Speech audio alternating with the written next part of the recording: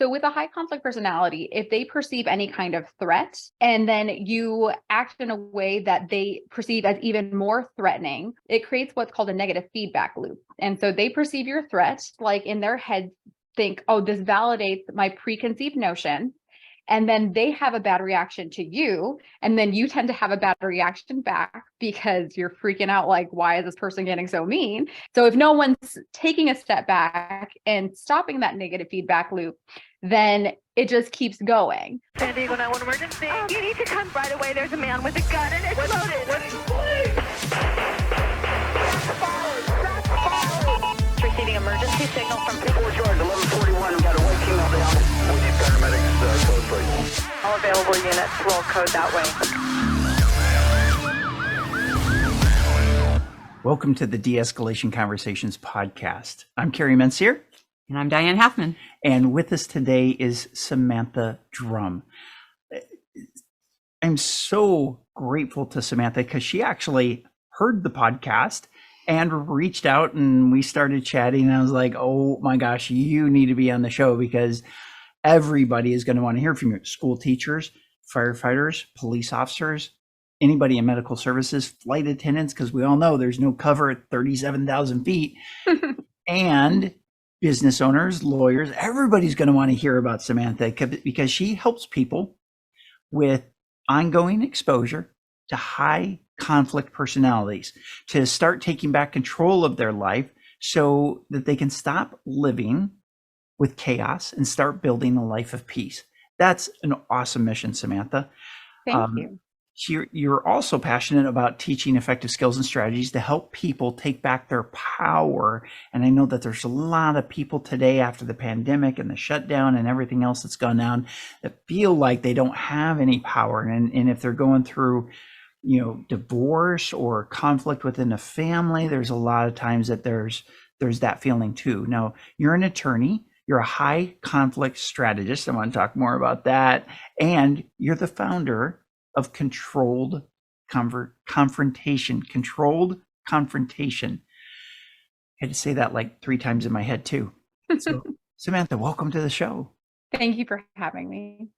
Absolutely. So let me ask you this. Let's start off with, tell us about what a high conflict strategist is. So my job, what I do outside of being an attorney with the high conflict stuff is I have learned that high conflict personalities, or people who like to, kind of cause chaos in other people's lives, they tend to have a pretty predictable pattern of behavior once you know what to look for. And so if you know what to look for and you know what you're up against, then you can start creating a strategy so that you can minimize their effect on your life and minimize the chaos, and then, increase your sense of power and peace.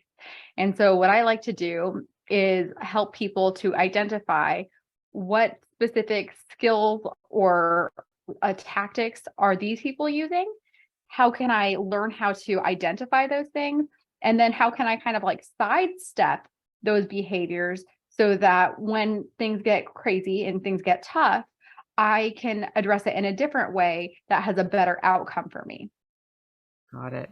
So because you've been around a lot of people, you've been able to actually implement these tools. And I'm sure at this point, you kind of see these people coming like a mile a minute. How are you helping other people to identify them more quickly? Yeah. So basically what I do is I teach people a lot of their strategies. So I teach them, okay, so when they're acting in this way, that is usually a tactic called, gaslighting, or that's a tactic called, this kind of intimidation, or they're manipulating you when they do this. They're trying to receive an end goal. So for example, I have a coworker who is very high conflict, and he has for a very long time treated one of our paralegals very poorly. But recently he's kind of been getting in some hot water. And so he has been treating this paralegal like he's been putting her on cloud 9, and she's like, oh, things are getting so much better. And I'm like, okay, that's great. I'm so happy that things are getting better with you. I just want you to be aware that typically speaking, when these types of people show who they really are, you might want to believe them. And so just be aware that if we have not known this person to be a inherently selfless person most of the time, there could be some kind of underlying reason why he's doing this. And sure enough, yesterday she called me. She's like, I figured out the reason. She's like, I wanted to call you and tell you. And so what I like to do is I like to help people understand when people are behaving a certain way, and it's kind of not consistent with how we know them to be, generally speaking. What can you start to take away from that? And what can you do to protect yourself in case they are using you or you have become a tool for manipulation for them to get their way? So it sounds like if it's too good to be true, it's too good to be true.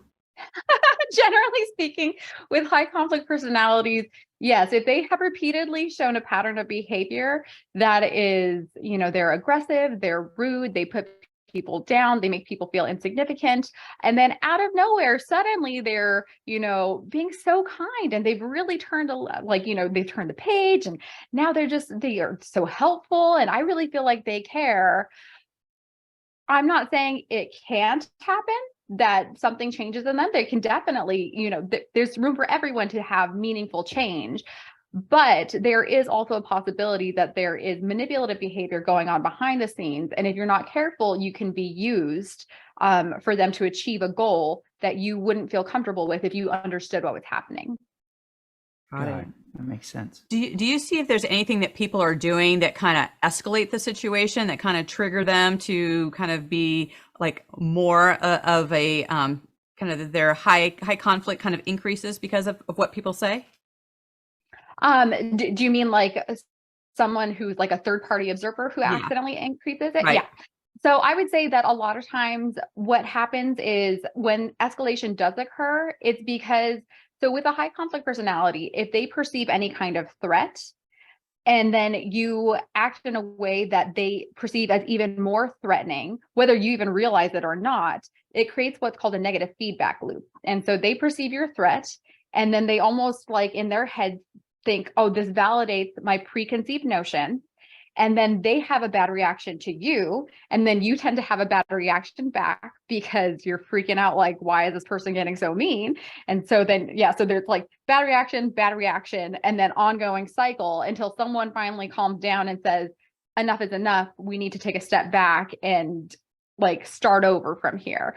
So if no one's taking a step back and stopping that negative feedback loop, then it just keeps going. But if someone does finally step back and stops that negative feedback loop, then they can either just table the issue for a while, or they can start again and start getting somewhere when it comes to like trying to solve a problem.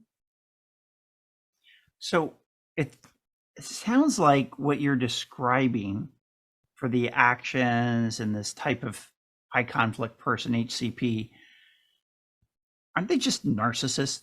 I mean, can't we just like label and stratify them and write them off?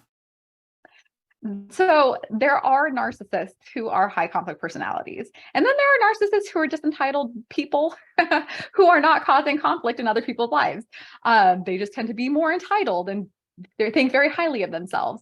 So really there are some defining features of a high conflict personality. So typically they have an object of scrutiny. So someone who they have narrowed in on as like their primary threat, their primary person who, for whatever reason, they really intimidate them. And so that is their object who like, basically, they're always going to be blaming them for something. Everything comes back to, well, it's this person's fault. Like if anyone has to pay, it's going to be this person. And then they usually have like a bandwagon of people who they have gotten to go along with them and who, enable them. They validate their feelings. They make them feel like, oh yeah, their behavior, it's acceptable because they really feel this bad. And if you just understood how they were doing, then you would understand. And, they probably wouldn't even react this way if you would just go along with them. Stop being so oppositional. You're the one who's the problem. And so they get people to kind of go along with them. Some people call them flying monkeys. But but the whole point is that basically they are creating an environment of chaos and conflict. And whereas people who are narcissistic but not necessarily high conflict, they don't go around doing that. They just are more kind of centered on themselves. But there are also other types of personalities that are not narcissistic that can cause chaos. So for example, there are other people who are like under the histrionic personality disorder line, or the borderline personality disorder, who they can also act in high conflict manners. So it's not necessarily like if they're mean and they are always causing problems that they're like necessarily a narcissist. It could be something else that's going on, and all of them have different motivations for why they behave the way that they behave. Got it. So since this is not like a disorder, but it's more of a personality, if somebody listening, let's say they recognize and go like, oh crap, that might be me. Like I might be a high conflict kind of person. Can they actually do something about it? Can they change the way that they're being, or is it so ingrained in them that that would be a difficult thing to do? I would say that I really do believe that anyone can change. Anyone can have a true change of heart and really come to an understanding about this is not healthy moving forward. I think that a lot of people who are high conflict who do end up deciding to change, it's because things have gotten so bad in their lives that someone in their life has probably given them an ultimatum. And so they need some kind of motivating reason to say, all right, enough is enough. I do need to do something about this. Do they do it on their own? Not necessarily. A lot of times they have to go to some kind of counseling or some kind of therapist to help them work through it, because they have to understand why is it that my automatic response is these really unhealthy defense mechanisms? Why do I behave the way I behave when I receive whatever input I receive? So they have to learn about themselves, and so that they can identify when it's happening and then make a knowing change when they receive that input. So you can change absolutely if you're high conflict. And there's definitely, resources available to do it. But a lot of high conflict personalities don't even believe or recognize that they are contributing to the mess in their life.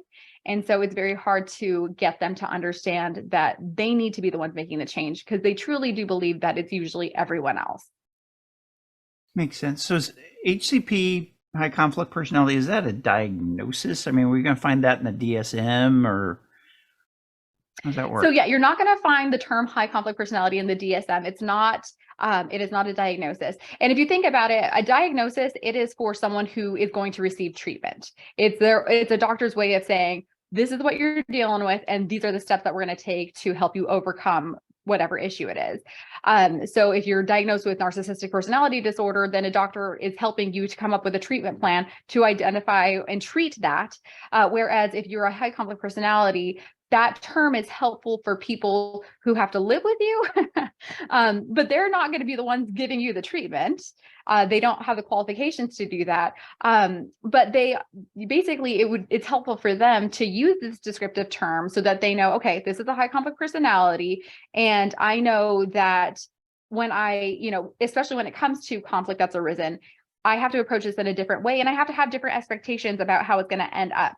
A lot of times when people go into conflict resolution, they're very nervous, but you can typically can know that the other person's going to act reasonably, or they're going to have, good intentions. Whereas when you go into conflict resolution with a high conflict personality, you can typically expect chaos. You can expect them to not be on their best behavior, and you can expect them to have a lot of distorted thinking about the situation, so that they're kind of setting up roadblocks in the way. And that doesn't mean you can't overcome the roadblocks, but you just need to be ready to kind of feel like this is exhausting and this is going to take a lot more work than when you're just trying to resolve something with a normal person. Right. So somebody, like, one of the factors of someone who has a high conflict personality is unpredictability. So just having that, not knowing what's going to be thrown at you in the moment, is there kind of a 1, 2, 3 toolbox that happens that people can kind of start with? Or is it, depending on the person? Like, is there something standard, or does it vary person to person? Well, I think it depends on the situation and like what you're trying to accomplish. So if they're very upset and they're yelling and, they're kind of going crazy, you can calm them down with something called an EAR statement, which stands for empathy, attention, and respect. And so basically you can say, look, I understand where you're coming from. I really care about what you're saying. And it's understandable that you would feel this way. And you give attention to what they see as the problem, and you treat them respectfully. So you could do that to calm someone who's angry. But if you guys are, in a heated debate about something and they're not necessarily like losing control, but you're trying to get somewhere, then you can use what I call the clear method, where you clarify what the actual issue is. And when they are making crazy statements, like, all or nothing statements, or you should be doing this. Well, like, there is no should. It's just that's what your preference is. So when they're using these terms that like, you're like, okay, like, I don't know where that came from, I don't agree with that way of thinking, you can clarify with them. Then you listen to what their issue is. You can empathize with them again. And you can even agree and say, yeah, I can agree with these things. I can find common ground with you on these things. And then these are the things that I can't agree with you on. And then you can just repeat that until you guys get somewhere that's closer to a resolution. So it just kind of depends on what you're trying to achieve. And you also have to kind of just be ready to adapt to whatever they throw your way, because they do feel unpredictable. But if you do pay attention, you'll start noticing the tools that they typically pull out when something's not working for them. Can you give us an example of how you've done this? Yeah. So I have recently, as an attorney, I have to do a lot of depositions with opposing counsel. And last week I was actually in a deposition with an attorney who, she had given me some indications that she was high conflict. But she started getting more and more high conflict as things went along in the case. So I decided that I was going to video record the deposition. And part of my reasoning was I wanted to make her feel like she was on the spot in the video so that maybe it would deter her behavior. And when that didn't happen, I was like, well, at least I have a video recording in case we need to go up with a judge. And I need to show them, like, look at what she was doing, Your Honor, this is crazy. So that was kind of like, that was my strategy for having the video there. But then we're getting into the deposition and I'm asking her client several questions, and I can tell that the questions that I'm asking her client are making her very uneasy, and she keeps objecting and objecting and objecting. And then she stops the whole deposition and takes a break, and she's livid because she's telling me these are inappropriate questions to ask.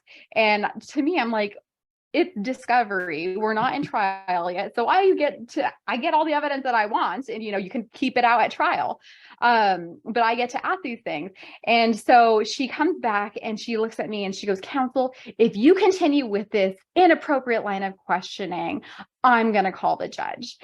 And so what she was hoping to do was intimidate me and make me stop. But that would have been really bad, because I wouldn't have been able to collect the evidence that I need to prove my case. And I also, was not interested in just like backing down just because she's being mean to me. And so I just very calmly said, okay, call the judge. And she was not ready for me to tell her to call the judge. And I just sat there patiently, and we had the video continue to go, and she called the judge and couldn't get a hold of them. And then she called another judge and couldn't get a hold of them. And then when she realized that she wasn't going to get her way, she made another threatening remark. Well, you can continue to ask these questions, but you're wasting your time. And I was like, well, I'm going to continue asking my questions. And then if you want to, you can keep it out in a motion in limine before trial. But I'm going to collect my evidence while I have an opportunity to, because I wasn't going to be able to ask her client anything again until trial. So I needed to do my job. And but it was very interesting because she was not ready for me to kind of call her out and just like say, like, okay, let's do that.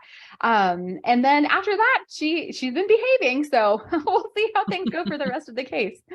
It seems like you did like a pattern interrupt for her, where, she was expecting you, like she was setting you up in a way, and that she expected you to act in a certain way. And when you kind of showed up in a calm, cool, collected and kind of called her on it, then it's like she had to step up to it. So have you noticed kind of just being calm and just kind of, throwing kind of a wrench in the trajectory of things kind of escalating, that you making a de-escalating move actually changed the whole conversation?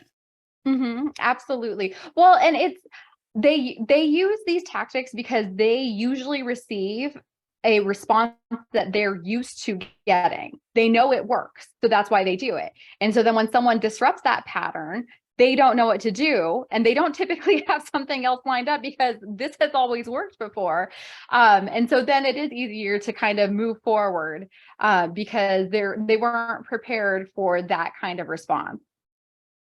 Makes sense. Yeah, and it also, what you've described about the triggers and everything else, what we teach at IDEA is your brain can only be in one of two states. It could be in executive state or it can be in survival state. And you're describing survival state actions, survival state emotions. It's a negative emotional state. Executive state, positive emotional state, positive emotions. And when you talk about, needing to either take a break or do something to shift them, that's exactly what we teach, is how to do that.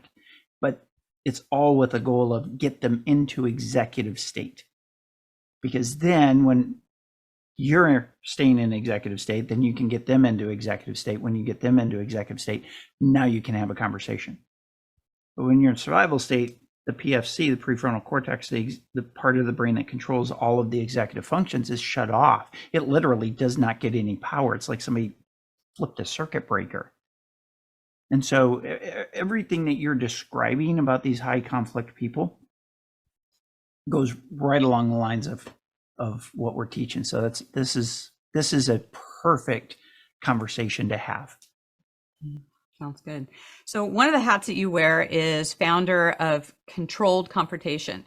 So is that an oxymoron? Like, how's that go down? I think a lot of people get so freaked out with the word conflict, like just conflict with regular people. They're like, oh no, I don't do that. A lot of people are very avoidant. And so the way I was, when I was thinking about what I wanted to name this thing that I was trying to create, which is to help people learn how to navigate conflict in a healthy way, I was thinking about, well, I think a lot of reasons why people don't like conflict is because they feel completely out of control. And they don't know how to deal with confrontation in a way where they feel like they can be in control of the situation. I think that a lot of people just have predetermined that things are going to go badly. And then it kind of sets them up for things to go badly.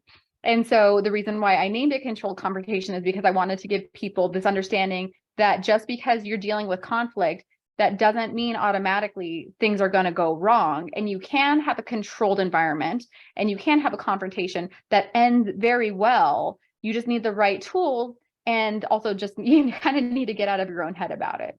Right. Well, and also, isn't that just as a clarification, it's like we can only control our own behavior. We're not necessarily controlling anyone else's, but we can control our response to a situation. Exactly. Mm-hmm. And that's the first thing that has to be done. You have to get yourself into executive state before you can even begin to hope to have any influence or be able to persuade anyone else to get them into executive state. And right. You need to know how you automatically react. Mm-hmm. That way you can identify when you're having an automatic reaction, and then you can go into, with the executive state thing, I call it manual override. And so like when my husband and I are not getting along, I will tell him like, I want to do this. Like, this is my automatic reaction. I want to do this. But I'm like, I have to manually override to have a different response. And he thinks that's really funny because he likes to drive manual cars. So he's like, that's like the perfect, description of it. But it really is saying like, I'm going to take myself out of autopilot and I'm going to manually override, and I'm going to choose to make a different response from what I'm used to doing based off of how I feel under these circumstances. So good. And I love what you just said, choosing a different response. Mm-hmm. And that's completely different than just running on just a snap reaction. We call it responding versus reacting. Being able to respond, right. Choose a response rather than just react the way the back of your hand touches the top rack on an oven when you're pulling out some food and you just snatch your hand back. That's a reaction. And it's useful in some situations, but not usually when you're dealing with other people. Mm-hmm. Right. Well, it also helps too when you know about responding versus reacting, because then you can actually find out what kind of person you are.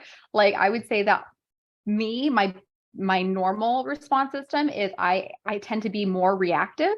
And so I've had to learn that about myself so that I know how to pull myself back and allow myself that window of opportunity to say, okay, I normally would do this, but I'm going to choose not to do that right now because I know that it's going to have a bad consequence in the end. Like basically you have to think, and then what? If I do that, then what? And so then I get to say, okay, since I know that I'm going to react like this, I'm going to keep my mouth shut for a minute, think about something, and then figure out what would be a better way of responding so that at least I can minimize the, how bad this gets. Right. Well, this is such a good reminder to our listeners that we do have 100%, control and responsibility of how we respond. And to know that if you're more of a reactive person, that that's not necessarily a bad thing, that you can actually, take a moment, really sit with what you want to say and then step forward into it. So we do have some choices in the matter and what that looks like. So that's good.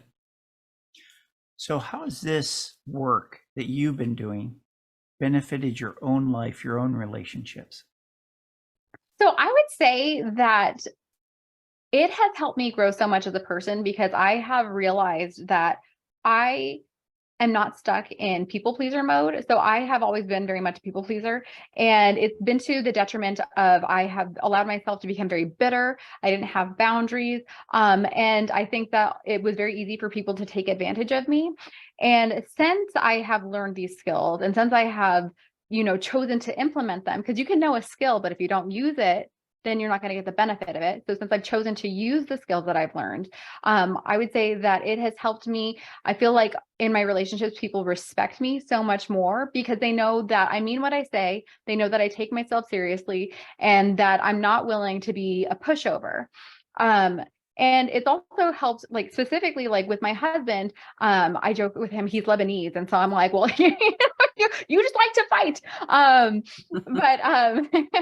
But it has really helped me because we are able to actually be so much more vulnerable with each other because we're willing to work through a lot harder things. And we have the tools to do the hard work so that we can have a better relationship. And I think that when you don't learn these skills, you can either get so aggressive or so avoidant that you don't have meaningful relationships with people because you can't ever really get to a place of vulnerability where those relationships are meaningful and you can grow together as, a couple or as family members or friends.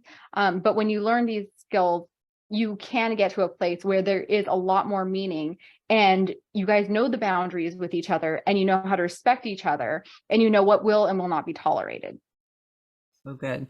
Well, Samantha, you're doing such cutting edge work. And, I know people can go, when you say, okay, I'm an attorney, they get that. But when you say like, I'm a conflict strategist, what does your family, particularly your parents, think you actually do for a living? My parents, they just, honestly, I don't know what they think what I do for a living.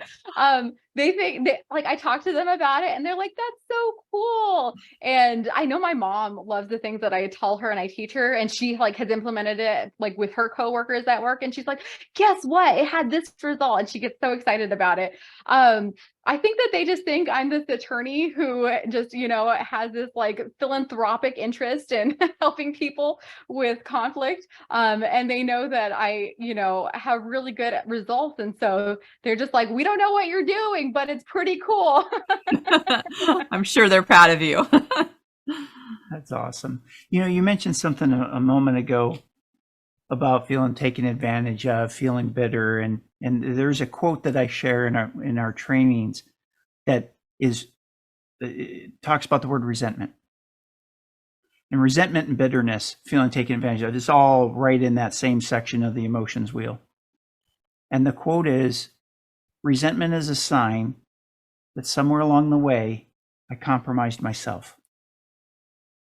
It sounds like what you're doing through controlledconfrontation.com. And if you've been watching this, you've been seeing it pop up on our lower third. And if you're just listening to this on the podcast, it'll be in the show notes. But that's how you can keep in touch with Samantha, is controlledconfrontation.com.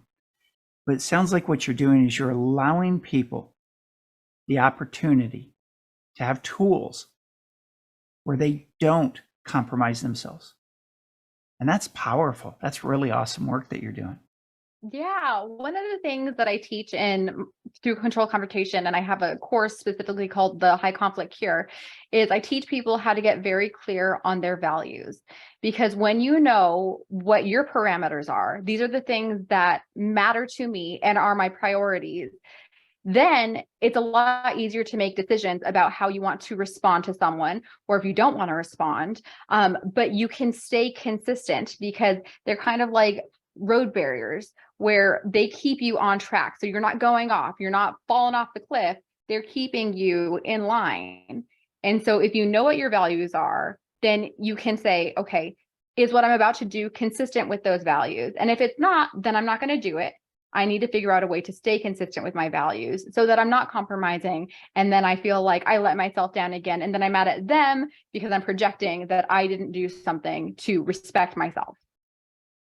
Yeah, the phrase I always use is stay on the ski trail, don't go off the trail and pull a Sonny Bono. Exactly. Sorry, gallows humor. Wow. We're talking de-escalation, right? She says that to me a lot. She gives me that same look a lot too. Wow, really? You said that, really? All right, so folks can go to controlledconfrontation.com. What's the benefits of going there? If somebody's going to take the time to go to that website, what are they going to find? How are you going to help them? Yeah, sure. So I have 3 free tools that they can go to. One of them is a quiz called Is It High Conflict? And that'll help you decide if the person that you're thinking of while you're listening to this episode, if they're high conflict. So you'll go through a series of questions. And then at the end, I'll send you an email explaining like, yes, they're high conflict, or no, it sounds like they're a pretty normal person. Maybe you guys have just had some, tense situations. So there's a quiz. There's also an argument playbook where I outline the whole clear method that I described earlier in the show. And it kind of gives you like a roadmap for, okay, clarify, listen, empathize, agree, repeat. And it explains everything in a much more detailed way. So you know what kinds of questions to ask and when to ask them, how to listen, and things like that. And then I also have a smear campaign survival guide in case they are dealing with a high conflict personality and that person is going around and they're spreading horrible rumors about them. What do you do? How do you kind of brace for impact? And how do you see it through in a way that you come out, not looking like the person that they're painting you out to be? So those are 3 resources. 3 free resources. And then also there is my online course called The High Conflict Cure. And I have a couple of levels that if they just want to take the online course, then they can just take the online course. Or if they want to take the online course, they can also work with me and I can help them to actually, listen to what is this specific situation that they're dealing with and then help them come up with a plan so that they can navigate it. Those are some awesome resources. Thank you so much for explaining that out. I have one other question, not necessarily the last, but I have another question, which is, what's your favorite client success story? My favorite client success story. Oh, that's a good one. I would say, so I was working with a guy who had very high conflict parents and they were very controlling. And so like whether it was with his wife or anything, they just, they always took over and he would get into arguments with them when he was trying to set boundaries. And these arguments would last hours, like hours. And when he would try to walk away from it, like his parents would be like, well, like, look at you, you can't even stand up for yourself. You can't even, you can't even, articulate your argument. Like, see, basically like you have nothing. You walking away is proof that I'm the winner. And he like had no idea what to do with that because it's like, well, then it's also your parents. So it's like you kind of, you take them pretty seriously. And so I was able to work with him and help him to kind of dissect what is going on here. Well, first of all, there's no reason why there should be any argument that lasts hours. Like that's a sign that it's gone very, very, very wrong. Also, when they say these things, recognize that these are tools of manipulation and they are not true about you, because a lot of people, when they hear things from their parents, they take it as this is true about my character. I believe them. And so I helped him to learn how to not believe the things about his character that his parents had him believing in times of manipulation. And they're not always like that. But it did have an effect on him and how he viewed himself and on his esteem. And so I taught him how to dissect what is really going on here and what can I choose to disregard from them and what can I choose to believe from them. And then when this happens again, what am I going to do? And basically I taught him how to just nip it in the bud so that we're not doing hours and hours of conversation. He's going to say his piece. He's going to set his boundary. He's going to set a consequence for that boundary. And then he's going to go and keep living his life regardless of what they do because he's not in control of that. And so I'm very, very proud of that success story because it's been years, literally years since he's had a blowout fight with them. And so I'm very proud of what he was able to do and the changes that he made in his life. And then he said, if it weren't for you, I would have never realized that they were using fear, obligation, and guilt to keep me in their control. And so once he realized, oh, I stay doing this and I keep on this pattern of behavior and this bad cycle because I do feel fear and I do feel obligated to them and I do feel guilty if I don't go along with what they say. But if you put those feelings aside and you look at it for what it really is, he was able to then say, I'm going to choose a different path and I'm going to have more peace in my life. Mm-hmm.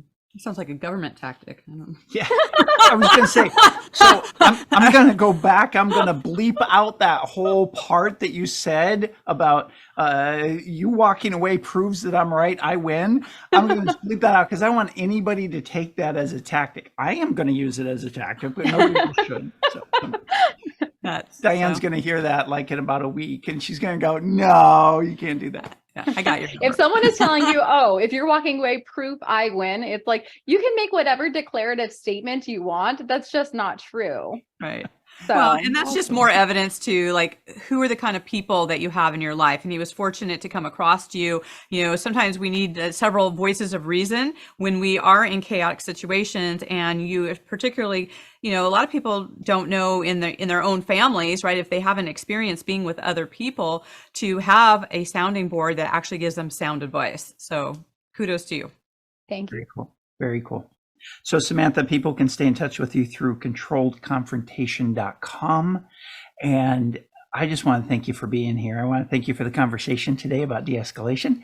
And you've just been just a shining example of how you can be in one sector, develop tools, techniques, skills, and be able to share it with people in a totally different way. So thank you for doing all that and all that hard work you put into it. Thank you. And thank you for having me on the show. I really appreciate it. Yeah, absolutely. Our pleasure. Any last thoughts before we go? No, I would just say one thing, of course. You just said no. No, but I would just say to, our listeners, just start recognizing, like, are you doing more response or are you reacting? Start looking at tools that we have on both of our websites to be able to help you maneuver through those, because the more people that take responsibility for their own conversations, the more we're going to start seeing deeper conversations and things improving.